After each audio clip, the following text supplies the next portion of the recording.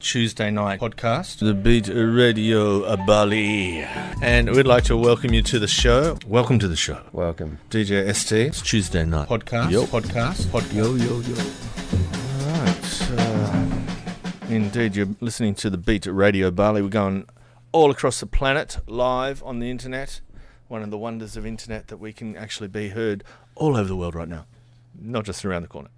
And it is Tuesday night podcast. I'm DJ ST, and with special guest tonight is Shammui, one of the most likable DJs doing the rounds, and he's got such a big fan base around Bali with his melodic house music, I guess. But we normally start the show with 3 simple questions. Okay. All right. So where you? Hello, everyone. Yeah, you better say hello. Where are you from? I am born in Singapore. Singapore. I'm actually Indonesian, born in Singapore. All right. My family's from here, but I was born in Singapore, raised in Singapore. Right. So you're Singaporean. Yeah. Not like Indonesians sometimes, say, or you ask where they're from and they tell you about 15 different places because their parents came from this part and that part. So yeah, basically Indonesian. Yeah. The whole family is Indonesian. Right. Yeah. But you're Singaporean. The same as I'm Australian, but my parents are from England, so Okay. And how old are you? I'm 42 years old. Right. Yeah. You only look 32. Coming to 43. All right. This August. So, Okay. Yeah. Good for you. And that's the last one. How did you get involved in DJing? How do I get involved in DJing? Music, electronic music. Actually, started off from when I was in school, teenager. I was always into music. I got a band. All right. Yeah, I have an alternative punk rock band. It was for fun, jamming and stuff. And Garage band or something? yeah, Nirvana is like my idol. Kurt Cobain died, I cried. So yeah, really, really? at that moment, when I was like You would have been pretty young. Teenager, teenager. And what were you playing? What was your instrument?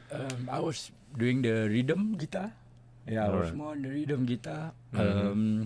It was that alternative punk rock era. The grunge 90s. Grunge 90s, exactly. Right. So how did that go? Did you did you get out and play live, or was it only in the garage? Mostly because it was teenager school day, so mostly performance in school, and then there was 2 parts where we joined the MTV Music Alert. In Singapore, we got in. The furthest we go was into the semi-final. It was for fun, right? So it was a good experience. And that goes live on MTV. And only the final goes live. Oh, okay. But we got. Yeah, at least we got into the semi-final. That was the start of we didn't even expect anything out of it. Just for fun. 17 years old or maybe 16. All right. Yeah. And that was originals or covers? Oh, covers. Yeah, the semi-final we played Basket Case. Basket Case. Yeah. And then it was music all the way. And then when I reach 18 years old, Singapore, when you can go to the club when you're 18, so that's when I get into the club and get into the electronic music. All right. Yeah. And which was your favorite club in Singapore? Yeah, of course, Zouk. Yeah, because at that moment they were bringing all the big good names and they were like on fire at that moment. Yeah, it was like the top 10 club in the world also at that moment. So I never missed every guest DJ at that time. I was like, who's playing next? Let's go. All right. And you got into DJing at that point, or just into partying?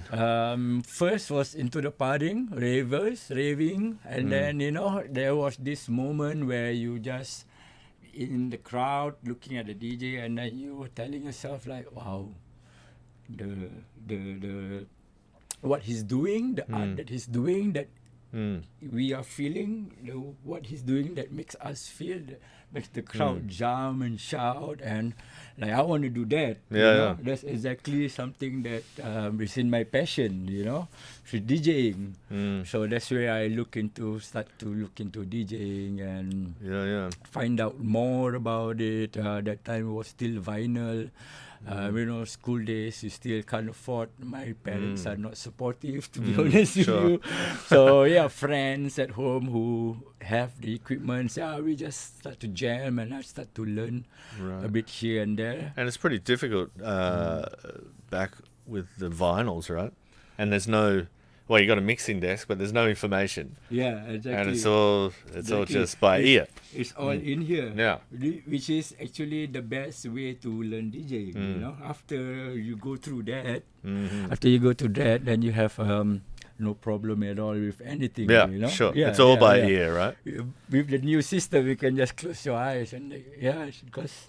Still the same. It's all by ears, and it's a good practice. Only that, it's limited without the loop and There's the cue points and stuff. And the effects, right? The cueing stuff. Even I don't know. even the bit matching the hunting, you have to be very soft and precise about it. But how do you know? Well, back then, how do you know? The BPM of every track. That's the first lesson that I actually the first lesson that we should learn when you want to start DJing is you play with the pitching. Yeah. So you go up and down, up and down, up and down until you reach that point where it's coming closer. Oh, yeah, I'm close. So you put on any track. And you've got like a minute to figure it out. Yeah. Like that. Oh, yeah. We prepared. Most of us, we prepared. Yeah. You knew which. Yeah. So track. This is what we write it down. So in case we have like a big gig, we don't have to. So did big gigs come along? How old were you when they came along? What were you doing when you first started DJing? Anyway? Actually, when I started DJing, there was no big gigs. There was nothing so serious. I never thought that I would go into this seriously. I was more on in a hospitality thing. Sure. So. What's that? Restaurants or? Yeah, managing restaurants, clubs, and most of the time beach clubs. So I went to Australia for my hospitality management diploma. That's where actually I came across this poster saying like DJ course, vinyl, blah blah blah. Okay.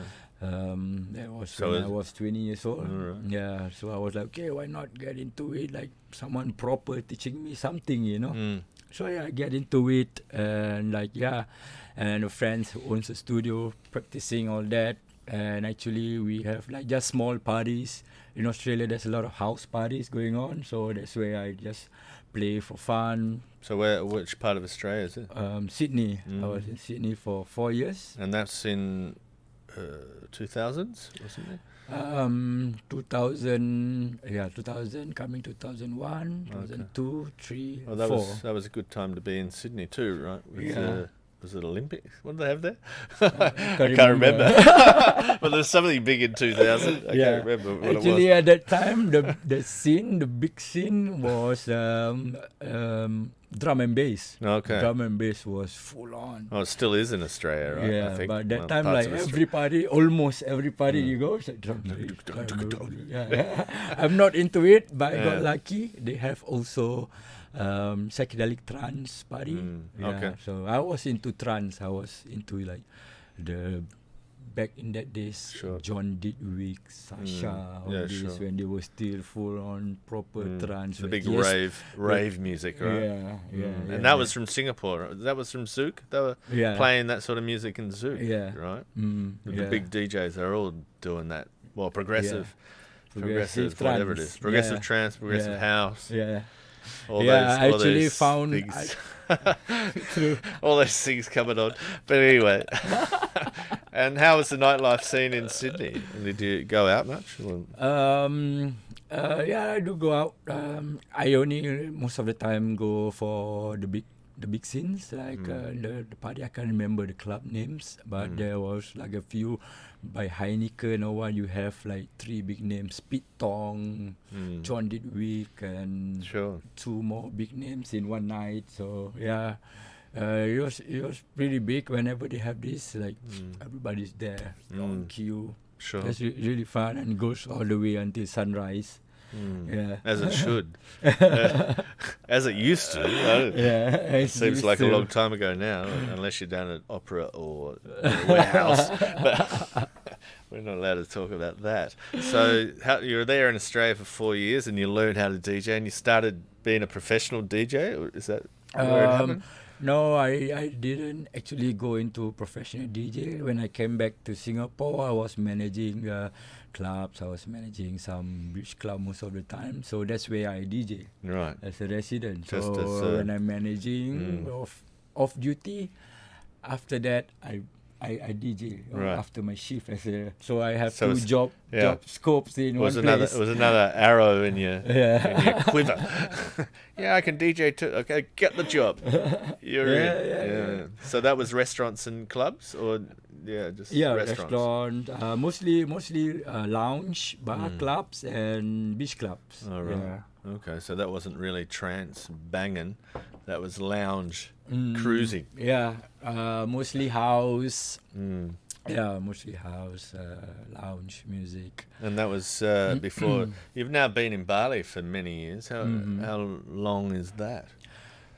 Since 2011, so it's coming to 10 years now. Yeah, I moved there here exactly in August, so a few more months. It's 10th anniversary in Bali. And how did that come about? Oh, I've always comes to Bali like a lot. Singapore, Bali is 2.5 or 2 hours coming here, flying here. So since the age of 17, I was always into surfing. So Singapore, there's no wave. So me and my friends, we get here for 2-3 days, surf, party, go back 1 year, 2-3 times a year. And then I was like, why am I not born in Bali? You're Indonesian as well. Yeah, exactly. So knowing that my granddads and all Indonesian who migrated to Indonesia, and I was like, why you migrate to Indonesia? Migrate to Singapore? You should have gone to Bali. What are you doing? So and I always wanted to, and then there was a point of time where it's full on there, and I was like, okay, just decided one day, okay, pack my bags, okay, let's do this, save enough to move over and just try my luck. And what was the intention? Were you going to work in a restaurant or be a DJ? Actually just to get into the music scene and be a DJ. Yeah. So I did my homework. I came here before I really moved here.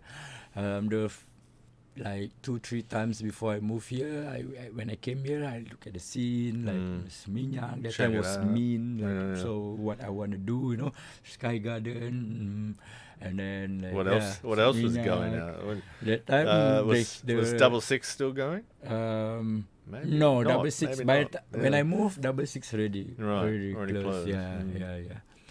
It was more of Mint that time. Yeah. Mint and living room. Huba maybe? I don't know. Yeah, Huba.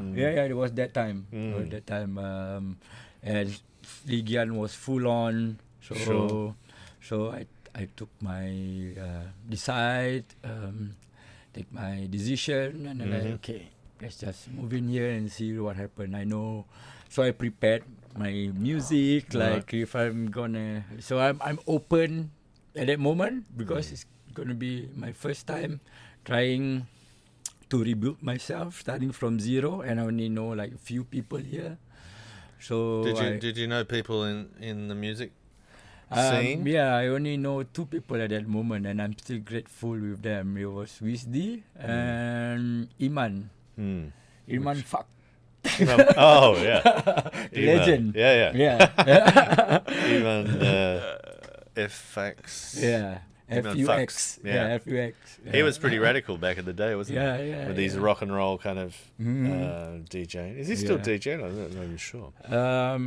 He's in Australia now. Oh, okay. So I don't think so. He's so active in I think DJing. he's more into Yeah. art or something.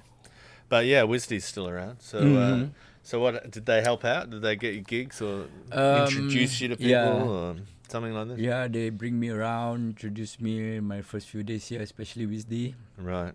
Took me everywhere, just introduced me to people. And so where was your first gig per se? okay, so this is what happened. I prepared all the different kind of mixtapes that I had. Sent it to Sky Gardens. I did a few bars in Ligian. Then I have another mixtape for the Seminyak side. So just waiting for replies, you know.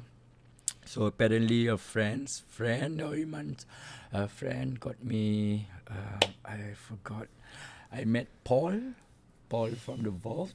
Okay. I was introduced to him that time. He was running the club in Ligian. Echo, was it? It's Elton. close now. Oh, jeez. That was my first gig. Okay, just up the road from I'm Sky sorry, Garden. Paul. I forgot the name of the club. Icon. Yes, Icon. Until now, I still remember. So he got me in, and we did like a test, and then he liked it. Say, okay, I booked you every Wednesday as a guest. And what were you playing at that point? I was playing hip hop. No. Yeah, I know that time I was like, damn, I should be playing hip hop, but it's not my thing, you know. So I was playing house, vocal house. Yeah, more of a mashup. Yeah, the Ligian stuff, but my style still. The remix, and I did some of my own remix just to blend in, so I still my style and I'm still comfortable with it. Did that for a few months. So you're like a resident there? I'm a guest every Wednesday, once a week. Until there was an opening, Pyramid open, and James Sullivan I was in the car with Wisdy was driving, and then James Sullivan texted him like, we're looking for a deep house DJ and house DJ, and I was set up a mixtape for him. So I did that, and and then like a proper one, I was like, okay. Right. And because I went to the club, Pyramid was like really a nice club to work in. I always enjoyed Pyramid. Yeah. For many reasons. But, you know, in those days when Mac was there, and was that I'm not sure if Mac was there the whole time or not. He was there from the beginning. He and James Sullivan was there from the beginning. That's how I know them. I know them there. Right. But we had some good times there over the years.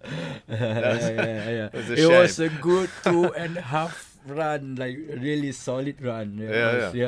Full on.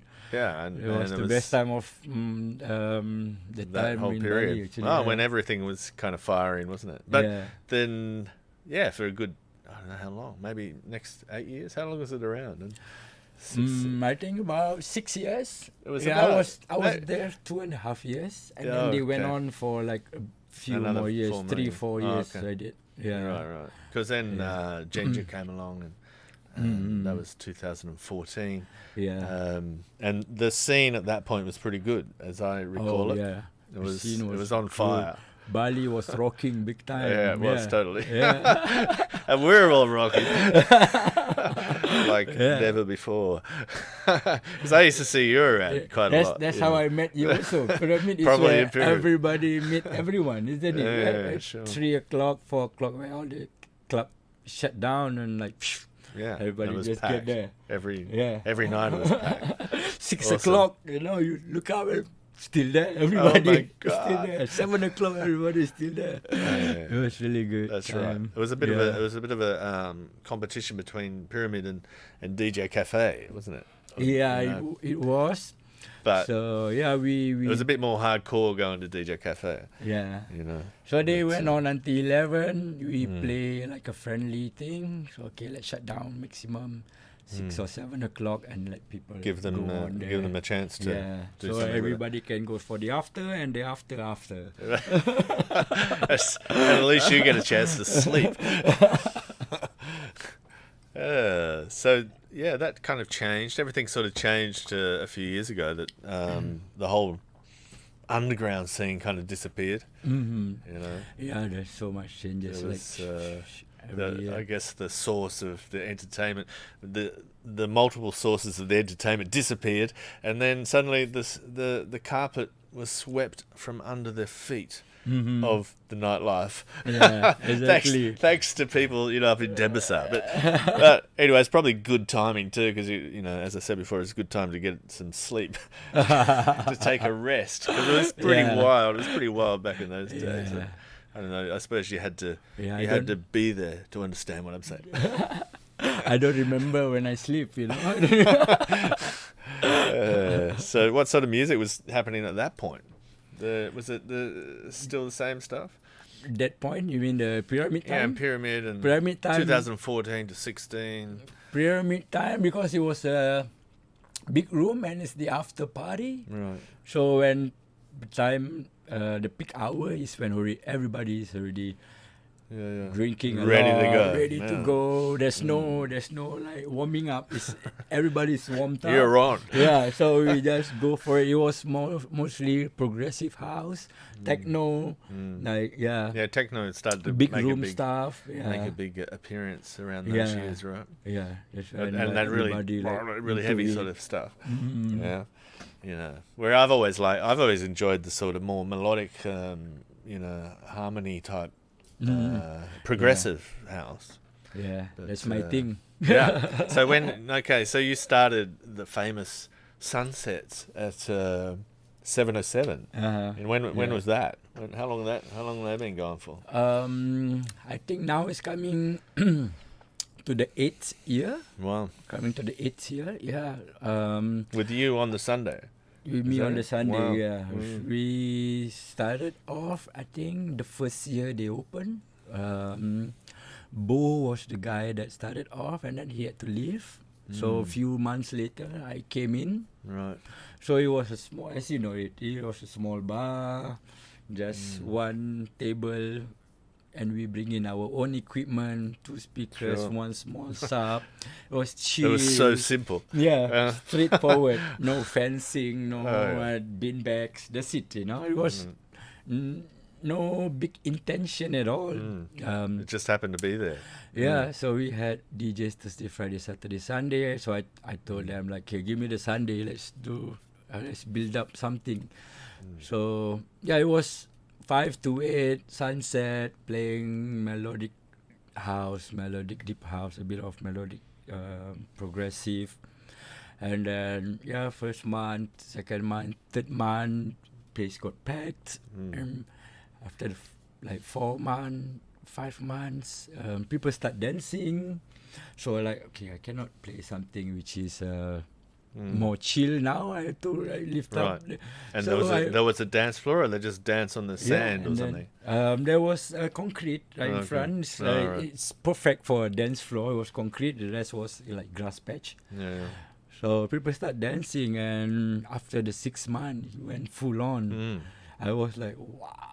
Check this out. Wow, this is like a rave party, man. We get like maybe 300 people there, like for a small place like that. 300 people, Packed. everybody shoulder to shoulder, and everybody understand the music. That's the best part, Everybody like, yeah. And they came every Sunday. It became like a ritual. So it grew and grew and grew. At one point, it just go crazy. I had to play music that I play in the club, know. Yeah. But what time? How many hours were you playing at that time? It's supposed to be 5 to 8. So whenever the sun sets, I lift it up, and people sometimes before the sunset, people start dancing. But usually after the sunset, people already like enough of drinking and like start dancing. And we cannot stop. My longest set I did was 6 hours. Wow. Yeah, 5 to 11. People are still there. Everyone who was there are still there. So 1 more hour, 1 more hour, 1 more hour. So yeah, We It wasn't only you though. There was some other people involved in those days. Yeah, it was band on the Thursdays, LD Dion on the Friday, and then the Saturday was like different DJs. And you became kind of synonymous with LD Dion, right? He does like Shammui, LD Dion, seemed to be all over it. How did that come about? Was it? Do you think it was organic, or was it some? It's the it was the music that brought us together because apparently I don't really know him at that time. I know him, and then I kind of found out the music that he plays is almost the same direction as mine. Right. And sound, only a bit of different style. So I was doing bookings for I was doing bookings for Min. So we continue where I stopped. Right. I doing booking for Min at that time. And then he played, and then I really get to listen to him, and he was like, wow, this guys actually can relate to what I'm doing, you know. So I booked him a few times, and then there was a point of time that we tried to do back-to-back because I was playing after him or before him, and then in between, okay, let's try 30 minutes, blah, blah, blah. So it was effortless, you know, because when someone, the music relates, the direction, exactly where we want it to be, it was effortless, like one track to another track. We kind of understand each other automatically. So that's where then after that it just goes on and on. Right. And now you're playing sort of all over town. And then automatically people start booking us together, you know. So so like we had a good time in jungle, especially. Have you ever done like offshore or gone to Singapore or something together? No, we booked never, as a duo or something. We never played together out from Bali yet. Yeah, I think it'd be a good idea. You know, you could bill it as something. Yeah, we haven't get a chance yet to do that out of 707 boys or something. That could work. So where do you what kind of music do you think you're into? What would you call it? I'm more into melodic techno and progressive. And like a couple of years ago, this new genre came in, melodic house and techno, and I was like, yes. It's perfect. It's perfect for you. Yeah, it's exactly what I play. And which label was that? What? Mostly I'm into Arjuna Deep. Okay. Yeah, Arjuna Deep and Afterlife. Okay. Yeah. And All Day I Dream, that kind of style, or that's too. Mostly Arjuna Deep. Yeah. There's so much stuff on Arjuna Deep. Yeah. So much, especially now, and they just sign up with some new, especially now the shooting star Stephen Jock. It's amazing, the new sound and everything. Yeah, but most of it like not really suitable for the club. So more of Afterlife. Yeah. Afterlife is more of the club sound. Yeah. Okay, so before you're going to play a set, we're going to get a set from Shammui tonight, and but just before we get to that, but what's coming up in the Shammui gig list this week, for example? This week, okay. Whoa. So he's more excited than me. Yeah, I'm getting my ticket book out. Where are we going this week?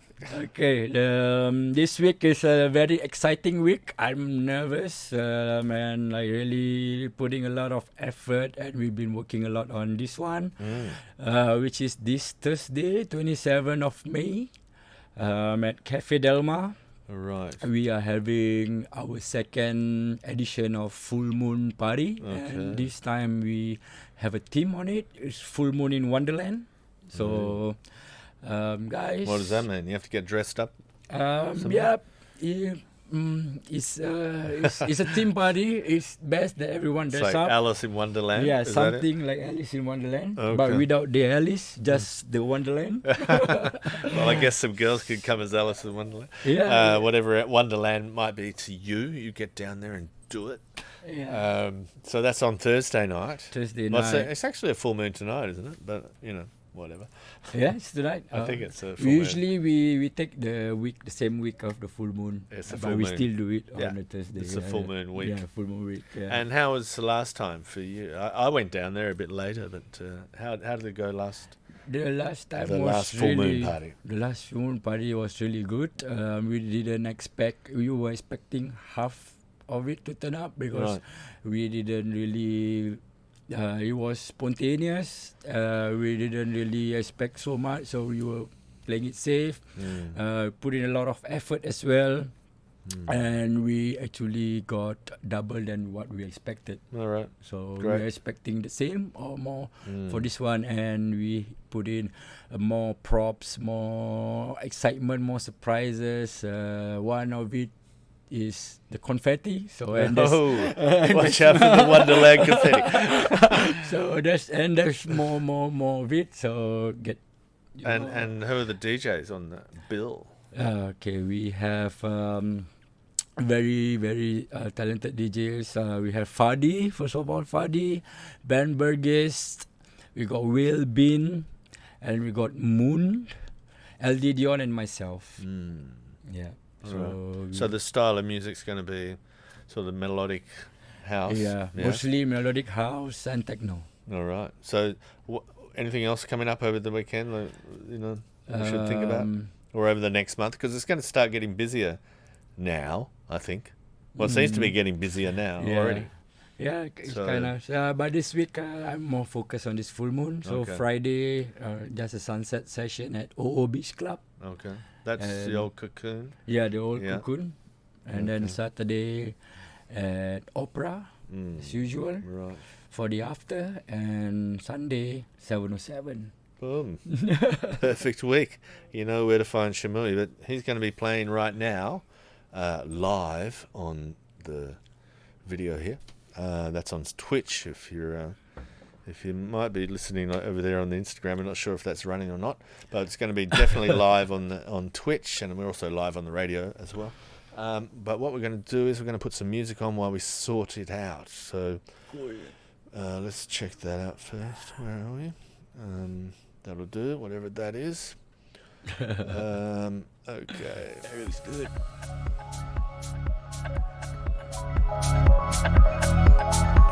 Here we go. Okay, we're going to welcome Shammui, the Singaporean Indonesian master of 707 in the whole of Bali over the last 10 years. Welcome to the Beat Room. Catch him live Thursday night at Cafe Damar. Go Shammui.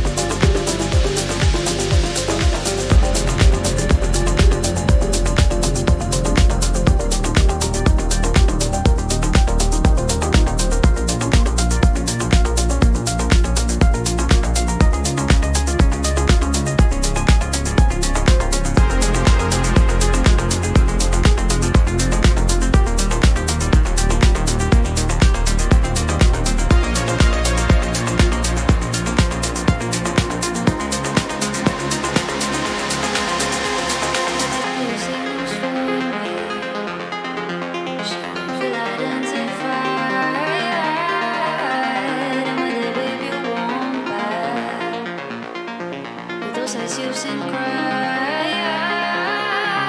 Now my lips are shaking. The night we said goodbye. In the morning I smiled again. Made sure I was fine.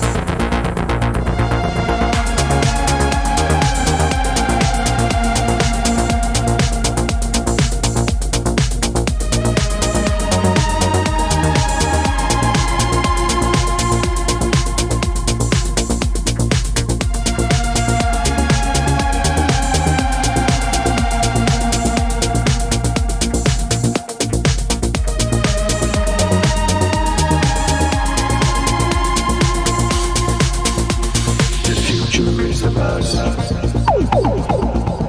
The past is the future. The future is the past. The past is the future. The future is the past. The past is the future. The future is the past.